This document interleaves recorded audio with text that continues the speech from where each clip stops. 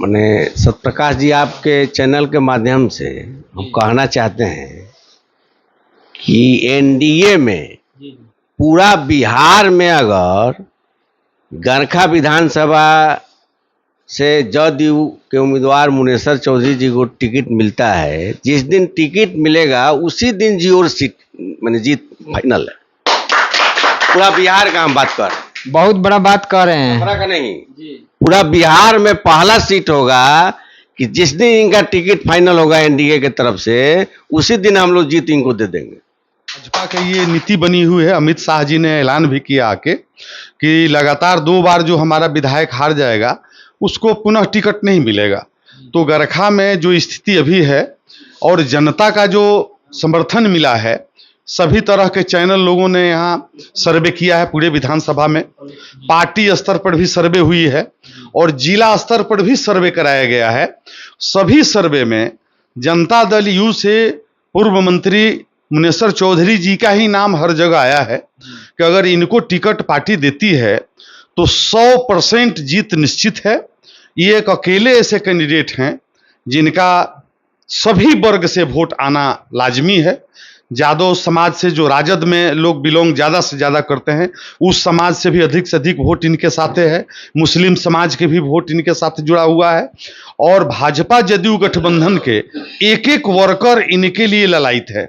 अगर इनको टिकट मुनेश्वर चौधरी जी को मिल जाती है तो यहाँ जीत में कोई तरह का इफ बट नो नहीं है।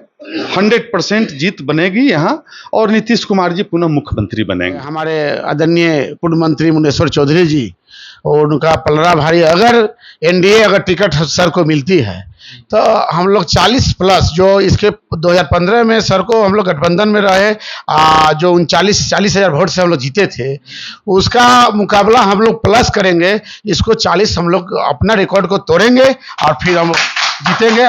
मुनेश्वर चौधरी को अगर टिकट मिलती है तो कोई इटबट नहीं है, कोई रोक नहीं है। 100% चुनाव हम लोग निकालेंगे। नमस्ते, मैं सत्य प्रकाश और आप देख रहे हैं नमस्ते बिहार न्यूज नेटवर्क। अभी हमारी मौजूदगी गणखा विधानसभा क्षेत्र में है और आज जो है गणखा में एनडीए गठबंधन के जितने भी घटक दल थे उनका जो है एक महत्वपूर्ण बैठक मैकी गांव में जो है एनडीए गठबंधन का जो है महत्वपूर्ण बैठक आज हुआ है। इसी सब विषय में हम बात करेंगे। गणखा से पूर्व में विधायक रह चुके और गणखा के राजनीति में काफ़ी लंबे समय से सक्रिय हैं मुनेश्वर चौधरी जी, तो इन्हीं से बात करेंगे। सर, आज जो है बैठक का क्या कुछ नतीजा रहा? बहुत धन्यवाद आपको। आज ग्राम मैकी में एनडीए की तैयारी समिति की बैठक थी। 28 तारीख को एनडीए के प्रदेश स्तर के नेतागण आ रहे हैं, उसमें उप मुख्यमंत्री विजय कुमार सिन्हा जी भी हैं। 14 टीम बनी है पूरे बिहार में विधानसभा स्तरीय बैठक को लेकर। उसमें 10वां टीम हमारे गरखा विधानसभा में है और इस टीम में जो टीम आ रही है 28 तारीख को, तो उस 28 तारीख को आने वाली टीम को कितना धारदार बनाया जाए, कितनी संख्या में बढ़ चढ़ के आया जाए, हर तरह से परिपूर्ण तैयारी हो जाए, इसी का बैठक आज थी। और इस बैठक में हम सबों ने एनडीए के जितने घटक दल थे, करीब करीब एक आध छोड़ के सभी लोग थे, सबने मन बना के तैयारी समिति को भरपूर तैयार रखने का, करने का वादा दिया, संकल्प किया। और सबके मन में ये बात है कि 2025 फिर से नीतीश और 225 हम जीतेंगे, 225 में फिर नीतीश को लाएंगे। इन्हीं संकल्पों के साथ, इन्हीं वादों के साथ आज की तैयारी समिति की बैठक थी कि 28 तारीख को आने वाले नेताओं को, प्रदेश स्तर के नेताओं को और उस जो कार्यकर्ता समागम होगा, सम्मेलन होगा, उसको पूरा धारदार बनाया जाए और सरकार की तमाम उपलब्धियों को, जो झूठ का जो पुतला लोग पैदा हो गए हैं और झूठ का पुलिंदा जो अपना फेंक रहे हैं, उनका नस्तानाबूद करना है। और माननीय मुख्यमंत्री श्री नीतीश कुमार के जो बिहार का एक गौरवशाली मुख्यमंत्री हैं, विकासशील मुख्यमंत्री हैं और पूरे हिंदुस्तान का, जिन्होंने हिंदुस्तान में जो परचम लहराया है, उनकी उपलब्धियों को हम लोग बखूबी रखने का काम करेंगे और आम जनता को बताने का काम करेंगे कि आप आने वाले दिनों में किसी झूठे लोगों को फिर मत पड़िए। अफवाह के चक्कर मत पड़िए।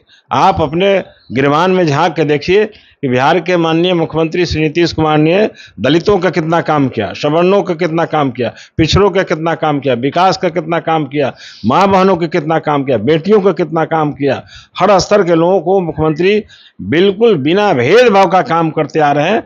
उनके इस उपलब्धि को हम लोग जनमानस के बीच में रखने का काम करेंगे और यही बात को रखने के लिए हमारे दल के एनडीए के बड़े बड़े नेता लोग आ रहे हैं। उन नेताओं के स्वागत में हम लोग पूरी तैयारी के साथ आज बैठक किए थे कि पूरी तैयारी के साथ हम लोग उनका खैरमकदम करेंगे और उनके समागम को हम लोग सफलीभूत करेंगे। चूंकि जो है आप गणखा के राजनीति में काफ़ी टाइम से लगभग 50 वर्षों से एक्टिव हैं। यहाँ से आपने हार भी देखा है, यहाँ से जीत भी देखे हैं और यहाँ से आप जीत करके मंत्री भी रहे हैं। तो जो 28 तारीख को बैठक होने वाला है, उस बैठक के लिए आपके, चूंकि आप यहाँ से काफ़ी लंबा राजनीति है, आपके हर जगह समर्थक हैं, आपके चाहने वाले लोग हैं, तो क्या लगता है 28 तारीख को जो है यहाँ से टिकट का अनाउंस होगा कि यहाँ से कैंडिडेट के तौर पर चेहरा कौन हो सकता है? नहीं, ऐसा ही तो ये तो तय एनडीए को करना है। उस दिन टिकट का फाइनल नहीं है। उस दिन बिहार सरकार के माननीय मुख्यमंत्री के उपलब्धियों का जिक्र है। आने वाले दिनों में विधानसभा का जो चुनाव होगा, उस चुनाव में लोग गफलत में किसी वोटर को नहीं डाले, अलूल जलूल का बात करके जो गलत मानसिकता वाले लोग काम करते हैं, उनका पर्दाफाश करना है और सरकार की उपलब्धियों को बखूबी रखना है। इस ख्याल से वो समागम होने जा रहा है। एनडीए का चुनाव में कौन उम्मीदवार होगा ये तय नहीं होगा, ये तो तय एनडीए का टीम अपना ऊपर कर करेगी। लेकिन ये तय हुआ, सभी कार्यकर्ताओं का मन है कि एनडीए के तरफ से जो भी प्रत्याशी आएगा उसके साथ हम लोग रहेंगे, नंबर 1। दूसरा, गरखा वासियों को यह तय है कि जो एनडीए की तरफ से जो जिताऊ कैंडिडेट है, एनडीए उसी को उतारे, ये सबके दिल की इच्छा है।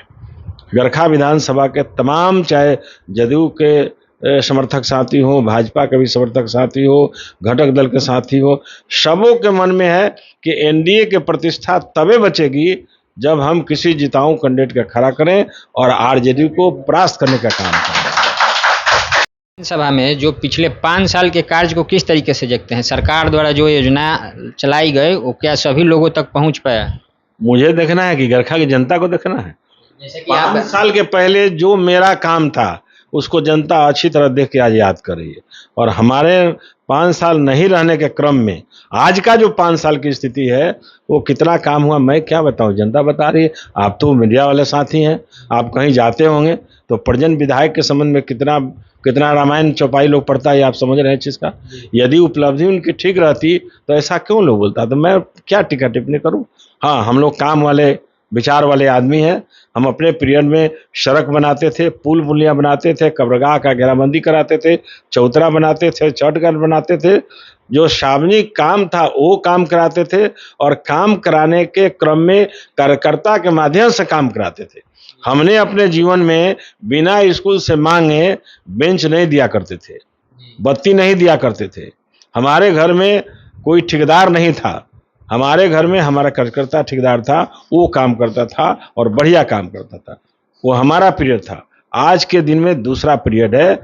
जो प्रेजेंट जी विधायक जी हैं, मैं तो नाम रखना उचित नहीं समझता हूँ क्योंकि जनता बताएगी, लेकिन उनके घर में ठेकेदार है, उनके भाई भतीजा ठेकेदार है और बिना स्कूल से मांगे, बिना अनुशंसा का बेंच कैसे कैसे कर दिया आम जनता लोग बोल रही है, तो ये आपको मालूम है। तो ये देखिए, हमारे साथ अभी सदर प्रखंड जो विधानसभा क्षेत्र में पड़ता है उसके प्रखंड अध्यक्ष सत्यनारायण सिंह जी हैं, गरखा प्रखंड के हमारे छोटे भाई प्रखंड अध्यक्ष अजय सिंह जी हैं, ये प्रदेश के नेता हमारे विजेंद्र सिंह जी हैं, काजुद्दीन जी हैं, अक्षय सिंह मुखिया जी हैं, टीनू भारती जी हैं, सोनू जुआ प्रखंड अध्यक्ष हैं, ये सारे नागमणि जी हैं। ये सारे लोग हैं जिनके दिलो दिमाग में बैठी है कि हम लोगों ने 5 साल ठगा गया, गरखा का स्वाभिमान ठगा गया, गरखा का स्वाभिमान धरातल के नीचे चला गया। उस स्वाभिमान को कैसे वापस लाना है, ये सभी लोग चिंतित हैं और इस चिंता में एनडीए परिवार से आग्रह करते हैं कि हर परिस्थिति में एनडीए के स्वाभिमान को बचाना है, एनडीए की प्रतिष्ठा बचानी है, एनडीए की जीत करनी है, ताकि फिर आने वाले दिनों में बिहार के विकास पुरुष नीतीश कुमार को फिर मुख्यमंत्री के कुर्सी पर बैठाया जा सके। ये तब संभव है जब गरखा में एनडीए का कोई जिताऊ प्रत्याशी एनडीए की तरफ से आए। ये सबके मन की इच्छा है। आज की यही स्थिति है। और रहा 5 साल हमारा और 5 साल इनका, तो इस 5 साल में कहीं सड़कें नहीं बनी है। जो मैंने सड़कें बनाई वहीं तक रह गई, कहीं गली नहीं नली नहीं बनी। जो माननीय मुख्यमंत्री जी ने 7 निश्चय के तहत, 7 निश्चय 1, 7 निश्चय 2 के तहत उन्होंने जो हर गली को दिया, हर नली को पक्कीकरण किया, हर घर को बिजली दिया, हर बेटी को प्रसाद साइकिल दिया, हर दलितों को छात्रवृत्ति दिया, पढ़ने वाले विद्यार्थियों को क्रेडिट कार्ड के माध्यम से पैसा दिया 4 लाख का, और माँ बहनों को आरक्षण दिया, बेटियों को 35% का आरक्षण दिया। ये सारे काम माननीय मुख्यमंत्री जी का है। आज के दिनों में सारा काम उन्हीं का है।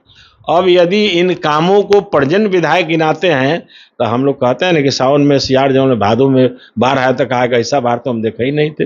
तो जो आदमी 2020 में जन्म लिया और 2020 के जन्म पहले 19 में, 18 में, 17 में, 15 में, 14 में, 13 में जो माननीय मुख्यमंत्री जी और हम लोग के पीरियड में काम हुआ, उस काम को कोई गिनाता है तो उसकी मूर्खता पर हंसी आती है हम लोग को। लेकिन हमारी बात पर दम नहीं रखी है। इस बात को आम आवाज की बात है, वो जहां भी अपनी बात को पर्जन्य विधायक बोलते हैं, आम आवाज खारिज करते हैं। और आम आवाज की आवाज है कि झूठा हो, गब्बाज हो, बिल्कुल झूठ बात बोलते हैं, तुमने कुछ काम नहीं किया चीज का। आज की स्थिति है 5 साल का। आगामी 5 काम जो कि गारखा विधानसभा में यदि आप जाते हैं, आपकी पार्टी जीत कर आती है, तो वो करने का काम करेंगे। सबसे पहले शिक्षा, रोजगार, स्वास्थ्य को लेकर के कोई ऐसा आपके विचार में होगा कि जो मेरा विचार है, हमारे नेता आदरणीय मुख्यमंत्री जी इतने विचारवान हैं कि हमें कोई जरूरत ही नहीं, हम तो उनका पालन करता होंगे। माननीय मुख्यमंत्री जी के आंख में, कान में, पॉकेट में सब भरा हुआ है कि शिक्षा के क्षेत्र में मुझे क्या करना है, नौजवानों के लिए मुझे क्या करना है, बेटे बेटियों के लिए मुझे क्या करना है, दलितों के लिए क्या करना है, सवर्णों के लिए क्या करना है, पिछड़े अति पिछड़ों के लिए क्या करना है, ये सारे चीज में भरा हुआ है। उनकी चीज को धरातल पर उतारना है। यदि हमें फिर मौका आम जनता मालिक हमको देती है तो हम आते हैं और हमारा नेता मुख्यमंत्री बनते हैं, तो हमें उनके आदेशों का चीज़ों को पालन करना है, धरती पर उतारना है। हमें अलग से सोचने की जरूरत नहीं है चीज़ का। इसमें माहिर है माननीय मुख्यमंत्री जी। किसी एंगल से माननीय मुख्यमंत्री जी को नीचा नहीं गिराया जा सकता, किसी एंगल से माननीय मुख्यमंत्री जी को दाग नहीं लगा सकता। देखिए, बड़े बिरले की बात है, पॉलिटिशियन में कई तरह की बात होती है, लेकिन सबसे बड़ा हमारे माननीय मुख्यमंत्री जी गुण है कि बेदाग है। उन पर कोई माई का लाल दाग नहीं लगा सकता है, न दाग है न दाग लगा सकता है, न आंख है न आंख उठा सकता है उन पर। वो खुद कहते हैं कि मैं न किसी को बचाता हूं न मैं किसी को फंसाता हूं। चारों तरफ घूम के खुद देखते हैं वो आदमी कि मुझे क्या करना है, और भगवान ने उनको बुद्धि दी है, ताकत दी है। हम लोग को इच्छा है कि अगले दिनों में फिर वो मुख्यमंत्री बने ताकि बिहार का विकास हो सके। तो चलिए, ये कुछ बात जो है गारखा विधानसभा से पूर्व विधायक और पूर्व में मंत्री भी रह चुके हैं मुनेश्वर चौधरी ने अपनी बातों को बेबाकी तरीके से हमारे चैनल के माध्यम से रखा। यदि आपका कोई सुझाव हो या कोई विचार हो जो आप साझा करना चाहते हैं, कमेंट में आप साझा कीजिएगा ताकि